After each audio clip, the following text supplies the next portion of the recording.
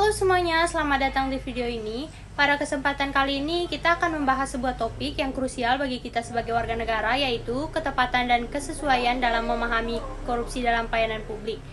Kenapa penting? Karena memahami korupsi dengan benar bukan hanya tentang pengetahuan, tetapi juga bagaimana kita mencegahnya dan menjaga integritas layanan publik.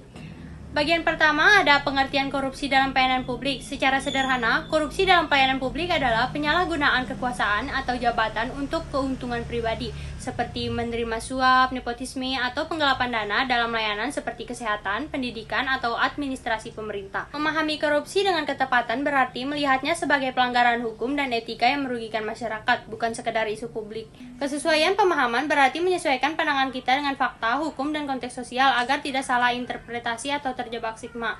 Tapi, di era sekarang pemahaman korupsi sering tidak tepat. Nah, disinilah muncul problematika ketepatan dan kesesuaiannya. Ada beberapa hal yang bikin pemahaman kita agak melenceng, relate banget sama kehidupan sehari-hari. Informasi yang overload dari media sosial. Berita korupsi viral tapi sering disajikan tanpa konteks lengkap. Akibatnya, kita mudah menuduh tanpa bukti atau sebaliknya membela yang salah. Stereotip dan generalisasi korupsi sering dikaitkan dengan semua pegawai negeri, padahal tidak semua terlibat. Ini bikin kesesuaian pemahaman hilang atau masyarakat jadi curiga berlebihan. Minim literasi hukum.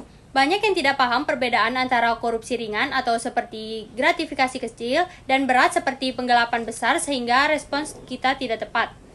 Pengaruh budaya dan norma. Di beberapa daerah, praktik seperti uang rokok dianggap wajar, padahal itu bentuk korupsi yang tidak sesuai dengan hukum. Lalu ada bagian yang terakhir, dampaknya kalau pemahaman ini tidak tepat kalau problematika ini dibiarkan. Dampaknya serius, masyarakat mudah terprovokasi dan melakukan aksi tanpa dasar. Integritas pelayanan publik menurun karena stigma yang salah. Hukum tidak ditegakkan secara adil dan korupsi malah berkembang kepercayaan publik.